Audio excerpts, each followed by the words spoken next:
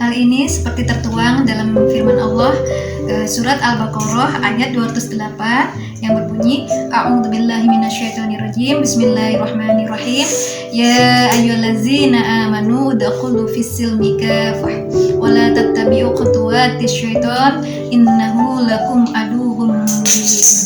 Yang artinya, wahai orang-orang yang beriman, masuklah ke dalam Islam secara keseluruhan dan janganlah kamu ikuti langkah-langkah setan.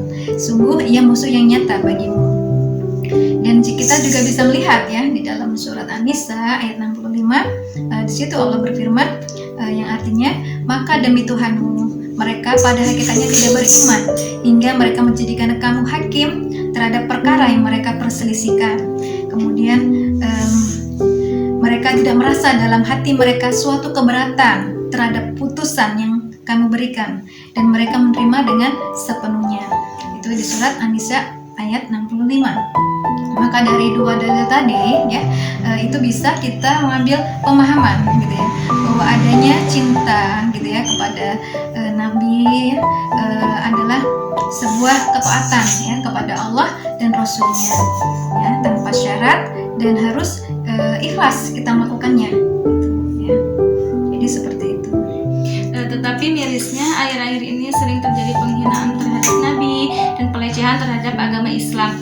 Ini gimana Ustazah? Apa mereka yang mengaku cinta Nabi tidak bertindak atau mencegah? Terus apa hal ini berhubungan dengan hidup berkah Ustazah?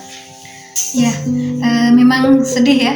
Sekarang kita melihat kenyataan adanya banyak penghinaan kepada Nabi Muhammad SAW yang telah dilakukan ya. Seperti kemarin di negara Prancis ya, sebuah majalah Charles Hebdo itu sudah mengeluarkan karikatur ya atau gambar kartun yang menyerupakan wajah dari Rasulullah SAW. Kemudian disambung dengan kelakuan seorang guru ya yang mengajarkan karikatur tersebut kepada murid-muridnya. Ya, maka hal ini memang sebuah tindakan penghinaan ya. Kenapa? Ya karena di dalam ajaran Islam kita tidak boleh gitu ya memvisualisasikan atau melukis ya dari wajah Rasulullah SAW gitu ya. Jadi ini memang sebuah pelecehan kepada ajaran Islam ya. Nah, kenapa ini senantiasa berulang dan terus berulang ya? Dan kenapa sikap dari pemimpin negara Muslim itu hanya sekedar mengecam, mengutuk ya, atau paling banter memboikot ya produk-produk dari negara yang bersangkutan?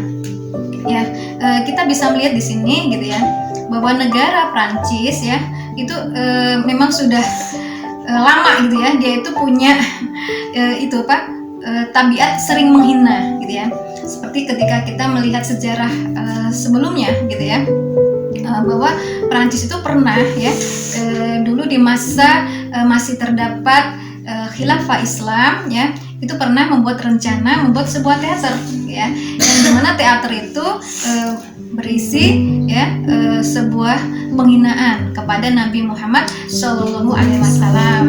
Tapi alhamdulillah gitu ya, adanya penggelaran teater tadi itu berhasil digagalkan karena ada sebuah ultimatum ya atau peringatan keras gitu ya dari seorang khalifah yang waktu itu bernama Sultan Abdul Hamid II ya. Jadi Sultan Abdul Hamid II ini merupakan pemimpin dari negara khilafah saat itu.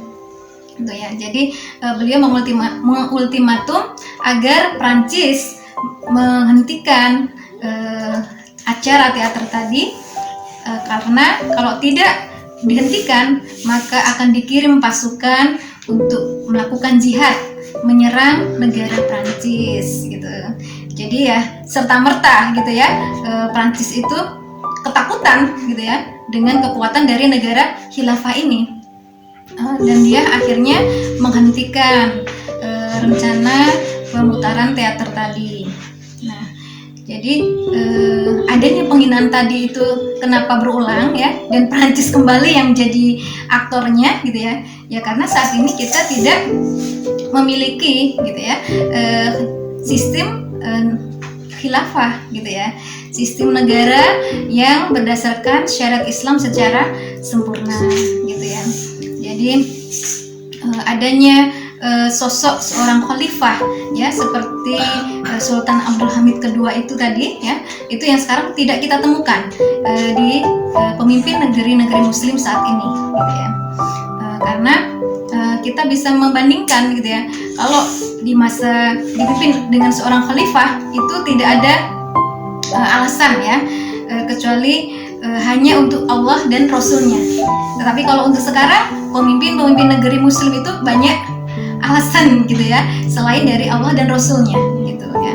Apakah mungkin ketakutan kepada ini ya, negara Amerika ya, ketakutan kepada Yahudi ya, itu juga menjadi penyebabnya. Maka inilah kenapa penghinaan demi penghinaan itu terus berulang ya. Jadi adanya sosok ya dari khalifah ya atau pemimpin kaum muslimin itu sangat penting di sini. Seperti di sini dituang dalam hadis Rasulullah Shallallahu Alaihi Wasallam. Di situ dinyatakan sesungguhnya al-imam ya khalifah itu adalah perisai di mana orang-orang akan berperang di belakangnya dan berlindung dari musuh dengan kekuasaannya. Hadis riwayat Bukhari, Muslim, Ahmad dan Abu Dawud. Nah, dengan kondisi sekarang ini bahwa kita tidak diatur dengan sistem Islam ya, itu menjadikan kehidupan yang kita jalani itu memang berkurang keberkahannya. Kenapa? Ya karena adanya hidup berkah itu adalah hidup yang mendapat keridhaan dari Allah Subhanahu wa taala. Ya. Ketika kita menginginkan ridha Allah, berarti kita mematuhi aturan Allah secara sempurna gitu ya, secara menyeluruh. Dan hal ini belum bisa kita lakukan gitu ya. Jadi banyak ya serangkaian masalah yang ada di dunia ini ya, yang bagaimana itu sudah ditetapkan di Al-Quran tapi tidak kita lakukan sesuai dengan apa yang telah ditetapkan di dalam Al-Quran, seperti itu gitu ya. Jadi misalnya ketika ada kasus pencurian gitu ya, maka ketika di Al-Quran menyatakan untuk menghukum dengan potong tangan gitu ya, itu belum bisa gitu ya dengan kondisi saat sekarang ya. Sehingga apa? Banyak terjadi pencurian gitu ya, banyak juga terjadi misalnya perzinahan gitu ya, kasus-kasus pemerkosaan itu semakin merajalela gitu ya. Itu karena tidak ada aturan Islam yang bisa mencegah gitu ya dan menghilangkan kemaksiatan tadi. Jadi itu ya. Jadi sistem Islam inilah ya yang menjadi tugas buat kita gitu ya, untuk kita perjuangkan, untuk kita wujudkan dalam kehidupan. Jadi adanya keberkahan gitu ya, berupa pahala dari Allah Subhanahu wa taala ya. Terus juga adanya janji dari Allah bagi siapa yang melakukan ketaatan ya berupa surga, itulah yang dimaksud dengan keberkahan tadi ya. Sesuai dengan firman Allah di sini terdapat dalam surat Al-A'raf ayat 96 yang dinyatakan artinya, jikalau sekiranya penduduk negeri-negeri beriman dan bertakwa, pastilah kami akan melimpahkan kepada mereka berkah dari langit dan bumi. Tetapi mereka mendustakan ayat-ayat kami, maka kami siksa mereka disebabkan perbuatannya ya. Jadi ini peringatan keras ya buat kita sebagai kaum muslimin, bahwa ketika kita masih ragu dengan ayat Allah ya, dengan perintah-perintah Allah ya, terus juga mendustakan ayat-ayat tersebut, maka Allah akan memutus keberkahan gitu ya, dan akan menurunkan siksanya ya. Naudzubillah summa naudzubillah ya. Jangan sampai kita memperpanjang kondisi seperti ini. Masya Allah, begitu nikmat dan indah jaminan keberkahan dari Allah jika kita menjadi hamba yang bertakwa. Alhamdulillah, semua pertanyaan telah selesai terjawab. Mungkin ada closing statement dari diskusi kita kali ini. Silakan Ustazah. Ya, alhamdulillahirobbilalamin. Semua pertanyaan telah terjawab ya.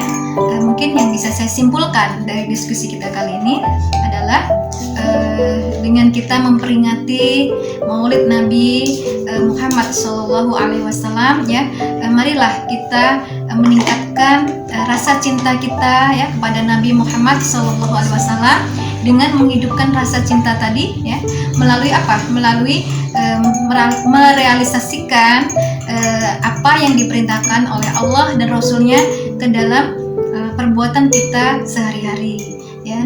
Jadi kita melakukan segala ketaatan dengan secara sempurna, tanpa syarat dan tanpa tapi, agar teraih hidup yang berkah, ya, baik di dunia dan di akhirat.